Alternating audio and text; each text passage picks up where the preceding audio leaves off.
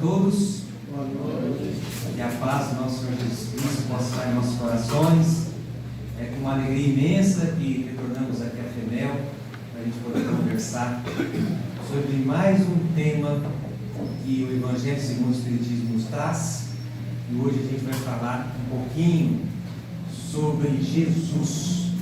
Já tivemos a leitura do Evangelho, fazendo esse preâmbulo, sobre Jesus. E a gente vai especificar bem sobre Jesus, o guia e o modelo da humanidade. O que será o guia e o modelo da humanidade? Quando a gente pega a Bíblia, quando eu falo a Bíblia, estou falando da Bíblia judaica. Por que eu digo Bíblia judaica? Porque nós temos a Bíblia católica, temos a Bíblia protestante, nós temos a Bíblia hebraica. E Bíblia vem da palavra Bíblios, que significa um conjunto de livros. Então, cada Bíblia tem os seus livros. Então, você vai pegar a católica, a protestante e a judaica, você vai ver que tem números de livros diferentes. Mas todas elas têm o Pentateuco de Moisés, que são os 5 primeiros livros da Bíblia. E o primeiro livro da Bíblia é a Gênesis. E já no primeiro capítulo da Gênesis, no primeiro versículo, a Bíblia começa assim: no princípio criou Deus o céu e a terra.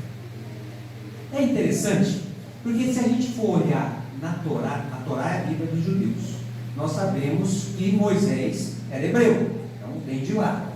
Os rabinos estudiosos desse texto não traduziram assim.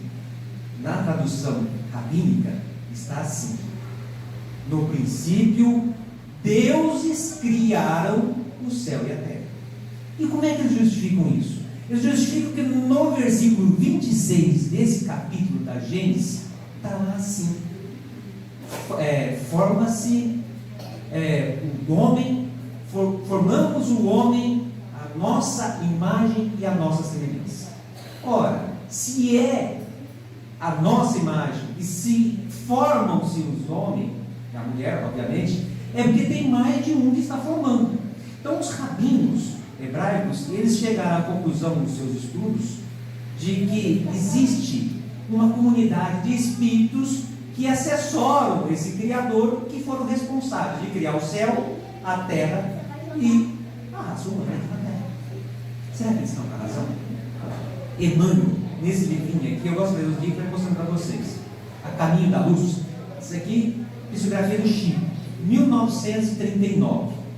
Emmanuel começa no primeiro capítulo, chamado Gênesis Planetária. Ele fala mais ou menos assim: rezam as tradições do mundo espiritual que, na direção de todos os fenômenos do nosso sistema solar, existe uma comunidade de espíritos puros e eleitos pelo Senhor Supremo do Universo. Esses espíritos puros, essa comunidade, tem as rédeas da direção de toda a vida em todas as comunidades planetárias do nosso sistema. Olha que coisa fantástica. O primeiro capítulo do Caminho da Luz bate com o primeiro capítulo da Gênesis de Moisés. Não, e eles continuam, o Emmanuel traz mais ainda. Ele fala assim: essa comunidade de espíritos angélicos e perfeitos, da qual Jesus é um dos membros divinos. Jesus é um dos membros divinos dessa comunidade de espírito angélico e perfeito, de espírito puro. E ele diz que essa comunidade deve reunida nas proximidades da Terra, do nosso planeta, 2 vezes. Isso em 1979, Emmanuel falando. Ele diz que a primeira, quando a nossa Terra foi formada, quando ela foi desligada, uma porção da nebulosa solar, e foi constituída a Terra. Diz que esses espíritos se reuniram aqui para a formação do planeta. A segunda, segundo eles, foi quando foram decidir da vinda do nosso Senhor Jesus encarnado aqui na Terra. Olha que interessante. E Emmanuel continua falando aqui para nós que essa comunidade, eles se reuniram aqui, aquela primeira vez, e decidiram, entre eles ali, esses espíritos crísticos, que Jesus seria o responsável, seria o governador, aquele que administraria, aquele que organizaria, aquele que, como diz no segundo capítulo, aqui o segundo item do primeiro capítulo, melhor dizendo, seria um escultor do nosso planeta. A série Jesus recebeu ali essa missão. É interessante que Francisco de Assis, numa entrevista que ele deu para a TV Tupi, no ano de 1971, ali ele nos revela que essa comunidade de espíritos puros se reuniu aqui pela terceira vez. Quando?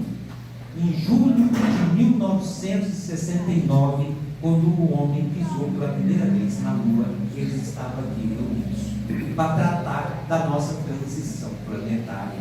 Olha que interessante. Então, olha a magnitude dessa entidade, desse ser, desse espírito que nós temos como governador planetário, né?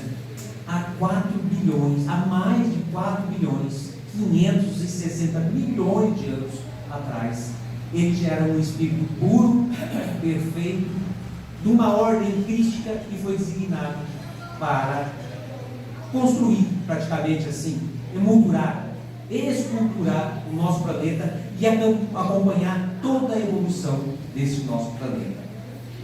E isso é importante porque, analisando e observando Jesus desde aquela época pela literatura espírita e o que ele veio aqui quando ele encarnou e passou por nós, a gente consegue fazer uma análise das possíveis, de 10 virtudes que são possíveis da gente copiar para nós.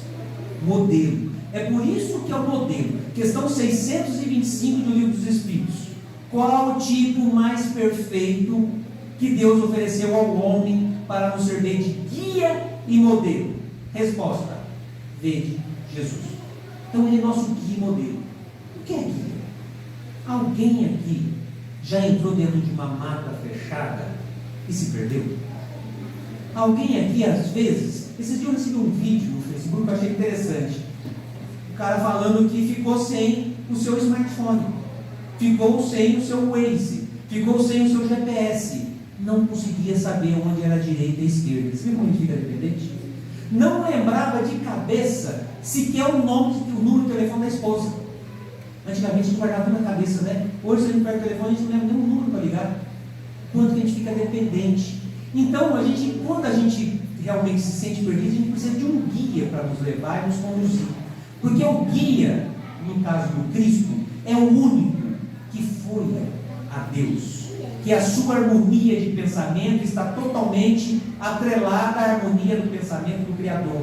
Então, ele conhece Deus, então ele tem condição de nos levar até lá. Porque o guia tem que levar e tem que trazer de volta. Quando a gente vai numa missão turística, numa viagem turística, tem um guia que nos leva e que nos traz em segurança. Sem aquele dia a gente se perde. Então, o guia é aquele que nos leva. E qual a missão do guia Jesus? Nos levar até o Pai. E fazer nós fazermos parte dessa irmandade, desse elo de pensamento divino. Como isso? Aí tem uma série de caminhos e temos que desenvolver uma série de habilidades. Sabe, a gente, para entrar dentro de uma mata fechada, a gente tem que ter uma roupa apropriada, a gente tem que colocar um calçado específico, a gente tem que ter uma roupa resistente, temos que o guia está ali, e a gente vai levar corda, a gente vai levar suprimento alimentar, vai levar água e por aí vai. Então, para a gente chegar, seguir esses caminhos que esse guia, Jesus está nos traçando, a gente tem que ter esses instrumentos. E aí, ele vem para trazer o modelo dele próprio para que a gente se esmere nesse modelo e consigamos chegar até lá. O primeiro modelo que a gente pode trazer dele. É interessante que quando essa comunidade de seres evangélicos se reuniram, e obviamente se a gente vê através de Emmanuel, que existem outros cristos de cada planeta, outros cristos do sistema solar, e Chico Xavier até fala, com respeito ao nosso Senhor Jesus Cristo, o Cristo do Sol tem uma capacidade criativa muito maior do que os cristos planetários. Olha que coisa interessante. Então, essa comunidade se reuniu e passaram uma missão. Decidiram ali nessa reunião que Jesus, isso está aqui, gente, que Jesus seria o responsável por toda a evolução do planeta Terra. Isso há 4 bilhões 560 milhões de anos atrás. Então, a gente, de lá para cá, ele se mantém firme nesta missão. Modelo de obediência. Obedece. Foi decidido pelo Criador, e essa comunidade designou ele a uma missão, e ele obedeceu. Será que nós recebemos as nossas missões no dia a dia, dentro da nossa família? Será que a gente tem obediência? Será que a gente cumpre com aquilo que Deus nos convida e nos chama para a vida? Quantos propósitos que nós criamos na vida e quantos que nós fomos até o final? Então esse modelo de obediência de Jesus é o primeiro que a gente traça, é um modelo, ele realmente foi obediente, bilhões e bilhões de anos, e continua nessa obediência ao Criador. Não é uma obediência cega, não é que a gente tem que ter alguém assim, não, vou ser obediente totalmente aqui de olhos vendados. Não, uma obediência racional, mas a gente tem que ter essa confiança que existe um Criador, que para dar tarefas para cada um de nós e que a gente tem o dever de cumprir. E na maior parte das vezes a gente não obedece, não cumpre.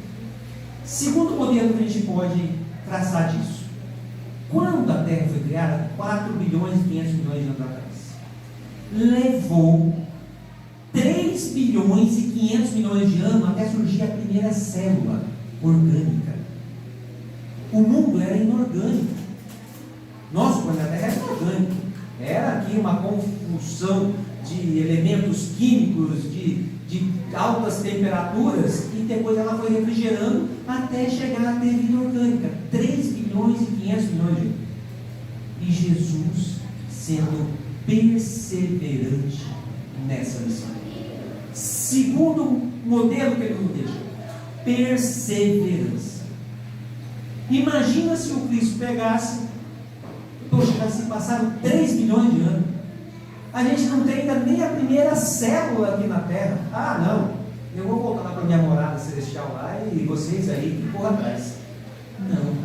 Não deixou de ser perseverante sequer uma fração de um segundo, sempre na perseverança. Depois desses 3 bilhões e 500 milhões de anos, aí surgiu a primeira célula.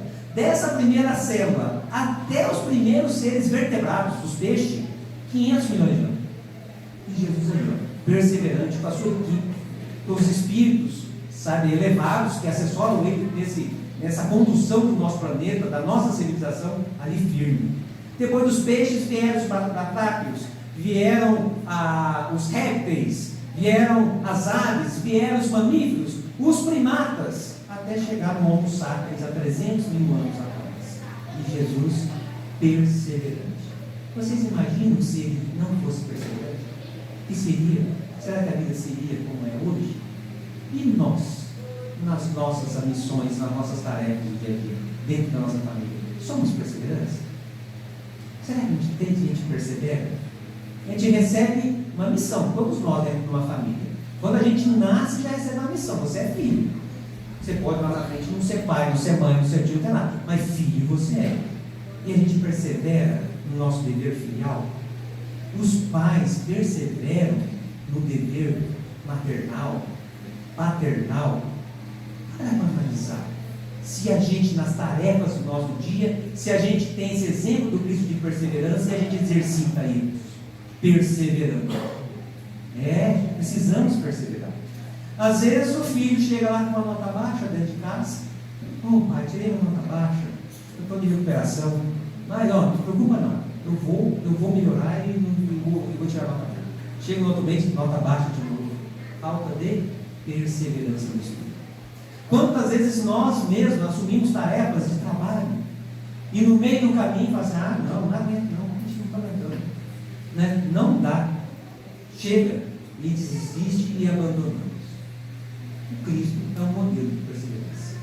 4 bilhões e 500 milhões de anos e ele perseverando. Nós caímos, ele nos levanta.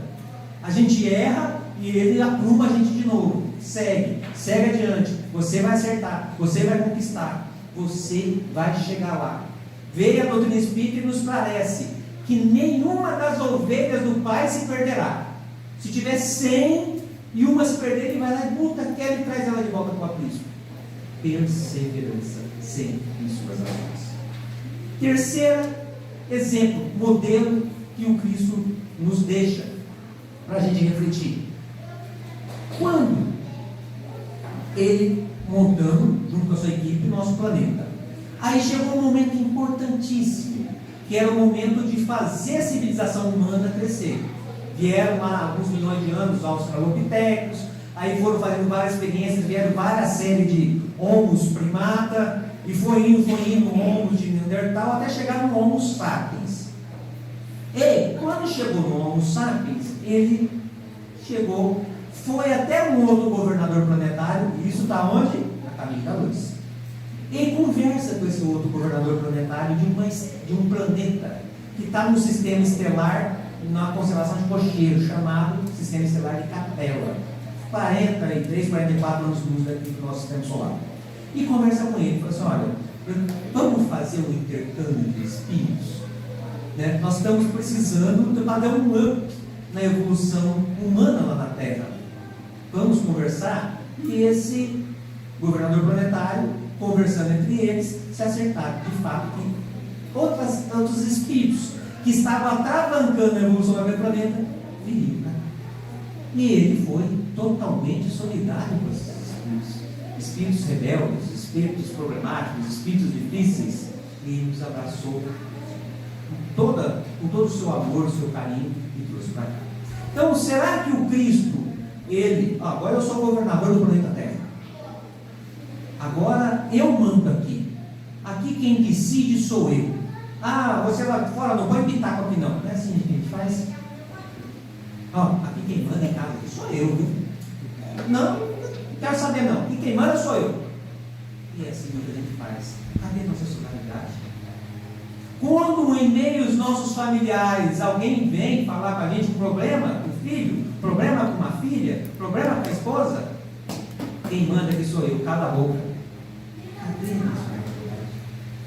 Quando um está passando por dificuldade, no lugar de eu ir lá ajudar e auxiliar, se vira, você já é grandinho demais para isso, corre atrás.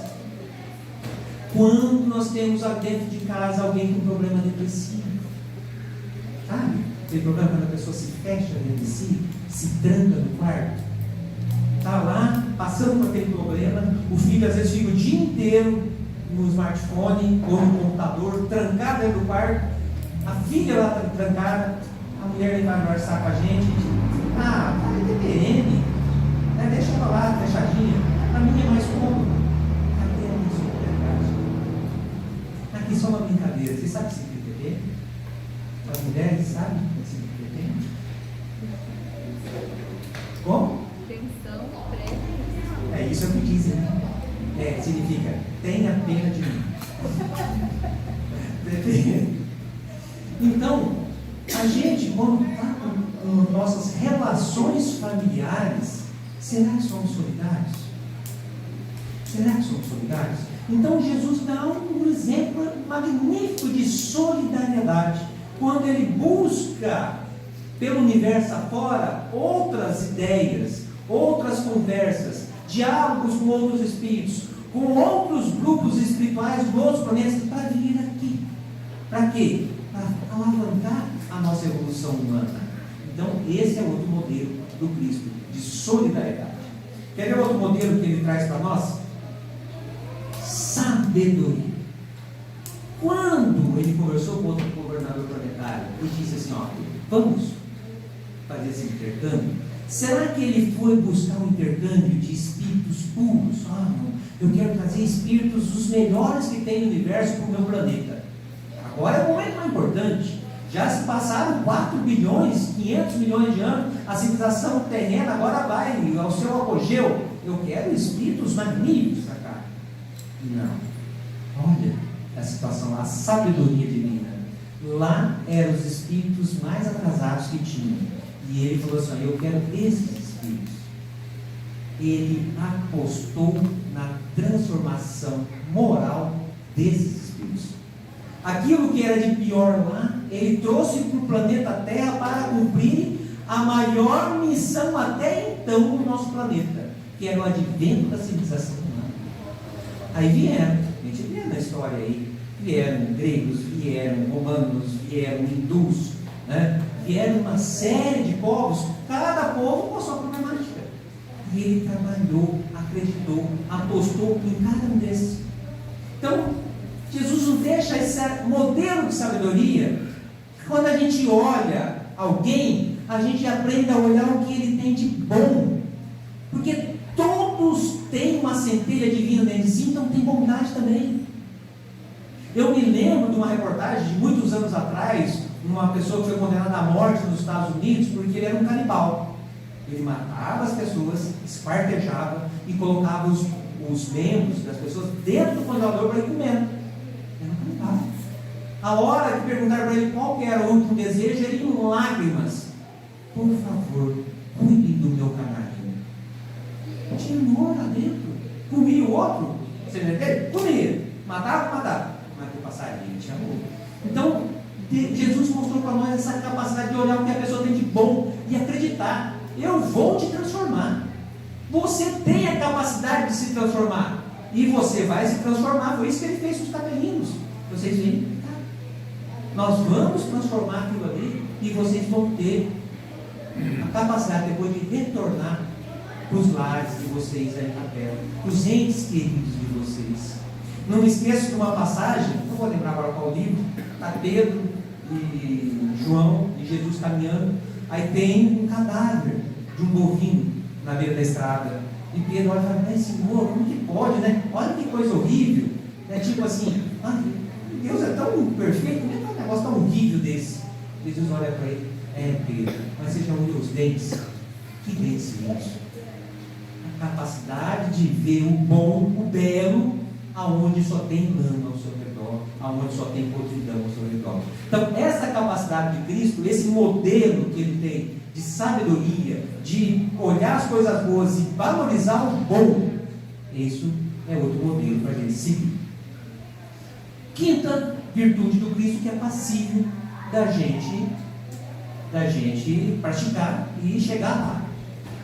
Quando esses seres lá de Capela, bem atrasadinho, chega assim: nossa, mas Jesus, o senhor vai acreditar na gente? Vai confiar? Só tem um problema: nós moralmente somos todos problemáticos. Intelectualmente a gente tem como ajudar, mas moralmente a gente vai cair, a gente não vai conseguir. Como que a gente vai fazer? Nós moralmente estamos muito para baixo. E você quer que a gente vá lá para levantar aquela civilização humana? O Cristo faz uma promessa para eles: vocês não se preocupem. Em cada local que vocês nascerem, eu vou mandar um emissário meu lá para ensinar para vocês o amor, para ensinar para vocês a solidariedade, para ensinar para vocês a fraternidade, para que vocês não caiam mais e vocês consigam aprumar e retornar. Aí esses seres chegaram para ele e disseram: mas, Senhor, se esse teu emissário também der, a gente não conseguir copiar o que ele está ensinando? E o Cristo fala assim: não se preocupe. Se assim acontecer, eu garanto para vocês, eu mesmo estarei lá, em carne e osso, em meio de vocês, para ensinar e levar para vocês a minha mensagem de amor, a minha mensagem de paz e solidariedade para vocês. Ele cumpriu? Cumpriu a promessa. Cumprimento da promessa. Nós cumprimos a nossa promessa? O que a gente fala no altar? No caso não da religião espírita, que não tem cerimonial, mas é comum, todo mundo que os filmes novela, né? Eu prometo te amar eternamente, alguma coisa assim, né? Na saúde, na doença, na pobreza, na riqueza, por aí vai, né? Aquele casamento magnífico, milhões, toda aquela cerimonial. Um mês depois a gente olha lá no jornal: casal separado. Não, mas não prometeram, né? Nós, dentro de casa, quantas promessas que nós vamos fazendo? Meu filho, eu te prometo isso. Nossas esposas. E para as esposas, os esposos.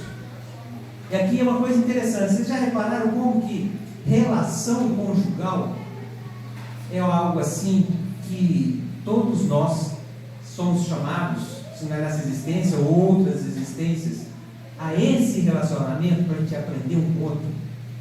Quando a gente vai no nosso problema quando vai discutir as DR do casal, normalmente, tem exceção, mas normalmente a mulher que fala, fala, e o marido fica quieto. Fala, e o marido fica quieto. É da característica do masculino e feminino. Aí na hora que ela está cansada de falar, e não aguenta mais, aí tem a cartada final, não é? Você está em silêncio, né? O silêncio te acusa. Aí a gente é pego da calça curta, não tem jeito, né? Aí você fala uma meia dúzia de palavras, pra quê, né? Fala meia dúzia de palavras, aí já vai mais meia hora de falatório. E é assim, pelas relações que a gente vai fazendo isso, sabe? E ali a gente faz as promessas, ali a gente fala que vai mudar, ali a gente fala que vai ser diferente. E daí? A gente cumpre muitas delas.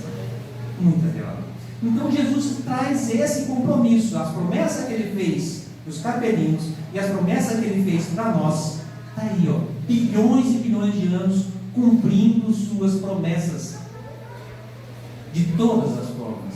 E nós temos um exemplo. Será que a gente cumpre as nossas promessas? A gente começar a trabalhar. O que a gente prometeu? Vocês já pararam para perceber que muitas mágoas nos familiares é por promessa não cumprida? Conversa com o filho já na fase adulta. Poxa, meu pai me prometeu isso, meu pai me prometeu aquilo. Poxa, meu pai me abandonou. Olha, são promessas não cumpridas, trazem mágoas. E aí o que acontece? O outro que foi magoado, cobra, e aí tem que tomar cuidado. Que muitas vezes tanta cobrança, a relação vai se desgastando. Então, é necessário, de fato, a gente se aperceber se estamos ou não cumprindo com as nossas promessas. Sexto exemplo, modelo que o Cristo nos deixou. Para pensar. A gente só imagina. Não temos na literatura espírita aonde que Jesus morava quando da criação do planeta Terra. Mas um espírito puro. Aonde será que ele habita? Nós temos na doutrina espírita a catalogação dos mundos. Mundos primitivos, mundos ainda de provas de expiação, mundos de regeneração, né? Mundos ditosos e mundos celestiais. Vai até aí. Como será um mundo celestial? A gente não tem nem condição de imaginar a magnitude, a maravilha, o belo que é você estar num estado evolutivo onde você vai habitar um mundo desse. Jesus sai disso aí e vem se reencarnar num planeta que ainda nós, nos corpos físicos, temos que rastejar. Renunciou a muitas coisas para poder estar aqui no nosso meio. Nós, no nosso dia a dia, será que renunciamos? Dentro da nossa família, com os nossos filhos, será que a gente renuncia? Quando alguém chega para nós e fala assim: temos uma tarefa para fazer lá no final de semana, lá na casa espírita, a gente pensa muitas vezes: meu Deus do céu, não, no domingo, mas de jeito nenhum, de forma nenhuma, domingo a gente vai macarronada de família aqui, não vou fazer isso não, é o dia do jogo do Corinthians, não, de jeito nenhum, não vou fazer. Será, gente, como que é a nossa capacidade de renunciar? Vocês já pararam para ver uma mãe que de fato renuncia para poder fazer o filho crescer? Renuncia à profissão, renuncia à vida dela, pessoal, renuncia uma série de coisas para que aquela criança cresça. Quantos que ainda falam assim: filhos, imagina, não, vai chorar de madrugada, eu vou passar a madrugada acordado, mas de jeito nenhum vai trabalhar meu sono, não, eu tenho que dormir 8 horas por noite, de forma nenhuma. E não tem essa renúncia, porque filho dá trabalho, lógico que filho dá trabalho. Como que filho não dá trabalho? Não dá trabalho, mas a gente só olha o lado negativo. Vocês já viram um lado positivo? Quando você olha para aquela criaturinha crescendo e assimilando as sementinhas que você põe dentro do coraçãozinho, e aquilo vai florando. A felicidade íntima que nós pais temos nesse feedback, não tem nem como descrever. E tem pessoas que dizem que não, de forma nenhuma, não vai atrapalhar o meu sono. Então, renúncia a isso. Renúncia nada mais é de que você tirar do seu tempo e você fazer para algo para outrem, sem interesse de ter nada em trocas, com a simples felicidade de ver aquele outro crescer. Você está renunciando. Aí a gente consegue entender a renúncia do Cristo, para ver bilhões e bilhões de almas crescendo, evoluindo espiritualmente. Esse é o exemplo, o sexto exemplo que o Cristo nos deixa de renúncia. Outro exemplo que o Cristo nos dá, e é um modelo para nós seguirmos, é a humildade. E quando eu falo de humildade, muitas vezes a gente faz uma analogia assim um pouco equivocada. A gente imagina assim que humildade é aquela pessoa que não tem recursos materiais, que vivem ali com roupas esfarrapadas e que realmente vive numa situação que tem de recurso material, não tem quase nada. Pode ser? Pode. Você pode ser uma pessoa extremamente humilde. Mas falta de recursos materiais não significa humildade. Humildade está aqui, ó, dentro do coração. É aqui que está. Por quê? Porque o Cristo, quando ele vem falar de humildade, dá exemplo de humildade, quando ele veio renascer na terra, ele veio no apogeu do Império Romano. O Império Romano na época tinha 17 regiões que ele dominava no mundo, que eles chamavam de dioceses. Essas dioceses, cada uma tinha dividido em regiões internas. Jesus veio na diocese mais pobre do Império Romano. E dentro dessa diocese mais pobre, ele veio na província mais pobre dessa diocese, que era a Galileia. Galileia, Samaria e Judéia. A Galileia era a mais pobre. Ele veio na mais pobre da mais pobre da diocese do Império Romano. Exemplo. Eu fico imaginando eu receber essa missão. O que você imaginou? Poxa, nossa, que missão magnífica.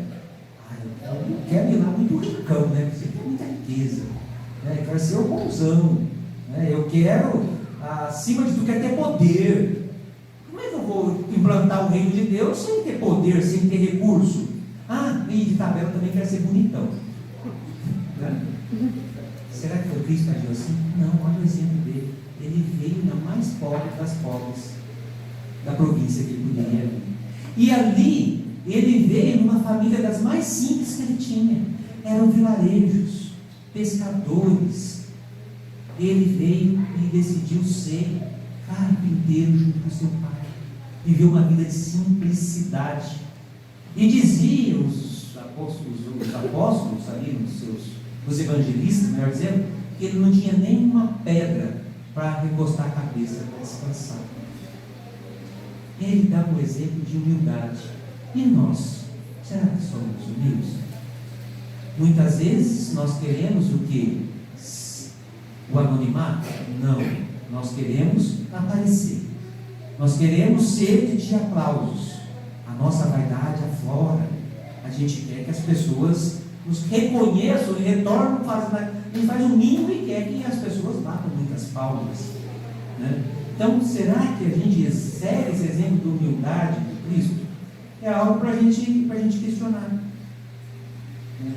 Quando a gente tem uma frase bem interessante do Dalai Lama, que diz o seguinte: quando nós somos jovens, nós gastamos toda a nossa saúde para sermos ricos. Aí quando a gente envelhece, a gente gasta toda a nossa riqueza material para ter saúde. E já é tarde, a gente não consegue. Então às vezes a gente fica muito preso a essas questões materiais e de fato é uma aprovação muito grande, porque se a gente quer desenvolver a nossa humildade, a gente vai ter que trabalhar outras virtudes ali que a gente vai ver na seguinte, que é capacidade de desprendimento. Quando a gente fala capacidade de desprendimento, a gente não está querendo dizer que a gente vai ser, sabe, aquele maluco que vai pegar e vai dispor de todas as nossas coisas e não vamos ter nada.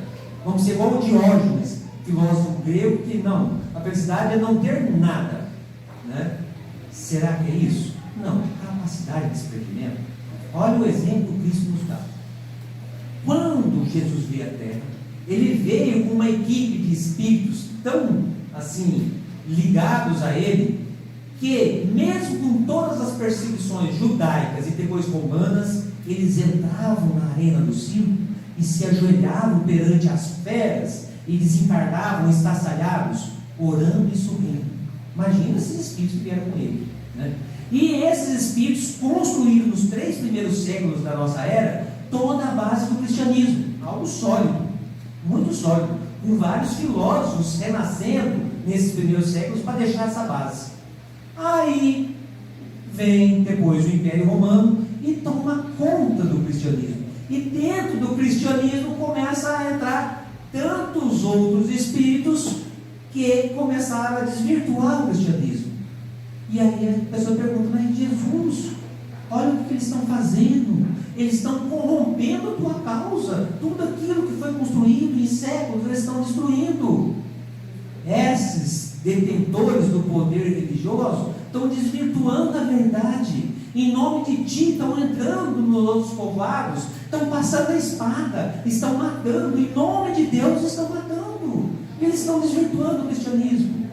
E o Cristo que fala: calma, calma, se eles destruírem, lá na frente a gente renova, lá na frente a gente reestrutura. Até no cristianismo, que é a causa do Cristo, ele não se apegou. Para ele era muito mais importante a transformação moral daqueles espíritos. A causa dele, a doutrina dele, a gente reestrutura ela depois.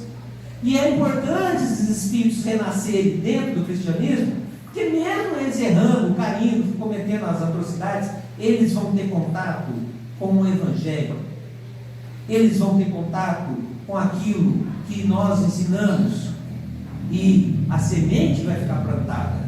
E lá na frente, quando cair a ficha, que besteira que eu fiz. A gente como falar que dentro do movimento espírita nós somos tudo de religiões lá atrás e fizemos barbaridades, né? A gente fala sempre isso. Nossa, o que será que eu fiz lá? Será que na igreja católica eu aprontei? Será que lá na igreja protestante as barbaridades que eu fiz? O que será que eu fiz? E é verdade. Mas para que o Cristo fazia isso? Para que a gente pudesse evoluir na vida. Porque quando a gente realmente cai e erra, mas tem essa consciência, porque o Evangelho nos traz isso. Eu sei que eu errei, eu consigo alavancar a minha evolução mais rápido. Então essa capacidade de desprendimento de Jesus, ele traz para nós. E para a gente desenvolver. Não que a gente vai jogar todos os nossos bens materiais fora, não é isso. Mas nossa capacidade de não se apegar.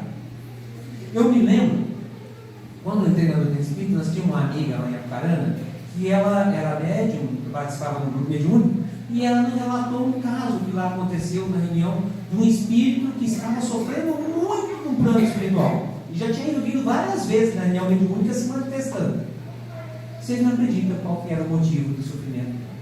Era uma pessoa muito simples, ligada à família, naquela linha de família, pelo jeito onde a mulher é bem dona de casa, e o sonho dela, ela tinha umas panelinhas feias, diz segundo essa minha amiga, o espírito relatando aí no dia, ela ganhou um jogo de panela de inox, coisa mais linda. O dia que ela ganhou o jogo de panela de inox, um dia ela morreu. Disse que ela vinha na reunião, ela estava pegada o jogo de panela dela. É absurdo, pai? Não. A gente se apega às coisas que nem a gente acredita como a gente é apegado. E o exemplo do Cristo, o modelo dele, é de desapego. Quando a gente fala nessa questão de desprendimento, é no sentido de desapegar das coisas. Não só coisas materiais. Até nas nossas relações pessoais, familiares, se a gente tem um apego de posse, a gente vai sofrer. Ninguém é de ninguém. Nós vamos e voltamos. Vocês já pararam para pensar o tamanho da nossa família espiritual? Quantos maridos a gente já teve? Quantas esposas nós já tivemos? Quantos filhos nós já tivemos? Quantos pais e mães? Imagina se a gente for pegar em cada um. Eu amo minha mãe, eu amo minha mãe, e aí desencarna. E a gente fica aqui com um sofrimento danado. Não que a gente não quer amar, isso não é amor, gente. Amor de posse não é amor. realmente que tem que ser desenvolvido. Né? Então, esse exemplo que Cristo nos deixa de desapego foca no quê? A evolução espiritual, transformação moral. Isso que é importante, e para isso, até a minha causa, que é o cristianismo, se a gente precisar ela passar por uma corrupção por causa dos seus membros, eu prefiro isso, porque eles vão ter contato com a minha palavra, os meus ensinamentos. Lá na frente a gente acerta. Não foi isso que aconteceu? Não veio o Espiritismo depois, não caiu o Espiritismo no mundo, para realmente colocar os pontos nos is, né? Outra, o tempo já está indo, já foi 4 modelos do Cristo, são 10. 9º modelo, paciência. Quantas vezes a gente em casa, a gente vai fazer o Evangelho no lar, pega o Evangelho e abre a esmo, né? Normalmente assim, a gente pega o Evangelho e abre a mensagem que cai e a gente lê. Vocês já repararam quantas vezes cai naquela mensagem do Espírito de Joana de Andes? Paciência. Por que será? Será que a gente tem essa necessidade de ser paciente? Olha só, o Cristo já fez um histórico dele, de bilhões de anos atrás. Quando ele veio aqui, o que nós fizemos com ele? Nós o crucificamos. E mesmo assim, ele nos levanta. Quantos planos de trabalho e de vida que nós fazemos e caímos, vem e nos levanta. Infinitamente. Jamais desiste de ninguém. Podemos cair trocentas e trocentas vezes. Ele vai ser infinitamente paciencioso e vai nos levantar e ter paciência para esperar a nossa transformação. Exemplo que o Cristo nos dá. Será que nós fazemos isso? Temos essa paciência dentro de casa, na família? No trânsito, será que quando alguém chega e atravessa o nosso carro, a gente mete a mãozona na buzina, põe a mão para fora, e chacoalha, e gesticula? Olha, eu estou falando por mim, gente, não estou falando por vocês não. É difícil, é difícil. Será que a gente tem a paciência dos nossos filhos, com a nossa esposa? Olha, esse trabalho, esse exercício da paciência é fundamental para a nossa transformação. Talvez seja um dos modelos mais difíceis da gente seguir no Cristo. E só tem um jeito, gente, quando a gente fala assim, o modelo é aquele, a gente tem que chegar lá, é exercitar. Você acha que um aluno na escola consegue chegar à faculdade sem fazer exercício? A gente tem que exercitar. Então a gente tem que ficar treinado. Poxa, essas são coisas que eu tenho que exercitar. Essa semana eu vou exercitar a paciência dentro de casa, sabe? Aí quando você já falou 15 vezes para o seu filho, né? Olha, tem que fazer isso aqui, e ele está lá no seu telefone lá, tem que fazer isso no telefone? Vamos exercitar a paciência. Vamos segurar para não estourar, para não explodir, para não falar uma palavra, para não magoar. É outro modelo. E por fim, a 10ª virtude do Cristo, que ele traz esse modelo para nós e serve de parâmetro para a gente exercitar no dia a dia. A fé no futuro. Como que vai a nossa fé? Porque o Cristo já provou aí bilhões e bilhões de anos, e ele vem trazer uma mensagem sempre para nós de esperança. Jamais não trouxe palavra de esperança. Sempre vem os seus emissários. Depois que ele ascendeu, nós passamos por um período de, digamos assim, período das trevas, na Idade Média. Ele sempre manteve a fé no futuro. Veio Muhammad e trouxe todo o Corão para o islamismo, né? Veio Francisco de Assis para tentar renascer o cristianismo na Europa, que estava todo deturpado. Ele sempre com a fé, sempre mandando seus emissários. Mandou John Hus, Allan Kardec. Quantos espíritos que vêm? Vemos depois um século inteiro de luzes, o renascimento. Se a gente for parar para analisar, em um século foram centenas de espíritos nobres que nasceram ao mesmo tempo para tirar a gente daqueles séculos de trevas da Idade Média. Nunca perdeu a fé no futuro, jamais. E nós? Nós fazemos os nossos propósitos e acreditamos que cumprimos? Quantas vezes que nós abandonamos as nossas tarefas pela metade? Às vezes nem começamos. Às vezes a gente nem começamos. E quando a gente fala assim nessa questão de fé no futuro, algo é fundamental para que a gente mantenha essa fé. É o diálogo com os outros. Naquele exemplo que isso deu de conversar, é necessário, principalmente familiar. Lembra do que ele estava falando, que dentro de casa as pessoas ficam cada um com o seu plano e a gente não conversa mais? É necessário a volta do diálogo. Porque a fé, além de ser raciocinada, ela tem que ser trabalhada. E a gente só vai trabalhar a nossa fé justamente dialogando, conversando, buscando o outro. Senão a gente não consegue. Então, a fé no futuro é fundamental. E quando eu falo em fé no futuro, é realmente acreditar que existe alguém no leme. Jesus está no leme. Para pensar, gente, ele está desde os bilhões e bilhões coordenando a evolução do planeta. Agora está tudo de perna pro ar. Os valores estão invertidos. É um desequilíbrio total. E a gente fica tudo perdido. Nossa, a humanidade a gente até fala, está perdida. E cadê Jesus? Olha, ele está no leme. Está dentro do programa. E o que a doutrina nos fala? A doutrina nos fala que existiam e existem espíritos muito problemáticos, espíritos muito difíceis, espíritos muitas vezes cruéis, bárbaros, e que ficaram retidos no plano espiritual para que pudessem ter todas essas revoluções que nós tivemos na área da liberdade, da igualdade, da fraternidade, revolução na área das ciências. E hoje, o que nós vemos na doutrina, esses espíritos estão indo nessa transição todos. Aí você imagina, e é isso que a gente tem que conviver. Isso se a gente não fazer parte dessa leva de espíritos. Isso se a gente não fazer parte dessa leva de espíritos. Então a gente tem que entender o processo. Na hora que vem, milhões, não, bilhões de espíritos que estão nessa situação, vai ter desequilíbrio mesmo, vai, e a gente tem que conviver com isso. E não podemos perder a esperança, não podemos perder a fé. Sabe quando a gente realmente tem um leque de ações, aí as coisas extrapolam, nossa, mas está além do meu alcance? Confia no Criador, a responsabilidade é dele. Aquilo que está além do meu leque de ação, a responsabilidade é de algo superior, não é dele. Acreditemos que realmente tem uma força superior que dirige os rumos do nosso planeta, que dirige os rumos das nossas vidas. E confiemos que essa força vai direcionar. E aonde que vem a conversinha nossa para com essa força? Dentro da nossa consciência. Se a gente for fazer a leitura da nossa consciência, a gente vai ver que é ali que nos traz o que temos e o que não temos que fazer.